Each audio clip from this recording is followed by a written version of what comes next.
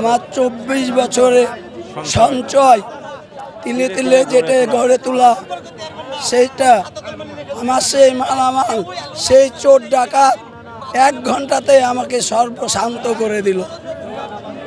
এর প্রতিবাদে আজকে আমি যে সর্বশান্ত হয়েছি, এর প্রতিবাদে আমাদের রাজশাহী জুয়েলার সমিতি অ্যাসোসিয়েশন এবং কারিগর সমিতি আমাকে যে আশ্বাসিত করেছে যে তোমার মালামাল উদ্ধার করার জন্য যত রকম আন্দোলন করার দরকার, আমরা তত রকম আন্দোলন করব। তোমার মালামাল যতক্ষণ পর্যন্ত উদ্ধার না হবে, আমাদের জুয়েলার সমিতি অনির্দিষ্টকালের জন্য বন্ধ আছে, বন্ধ থাকবে।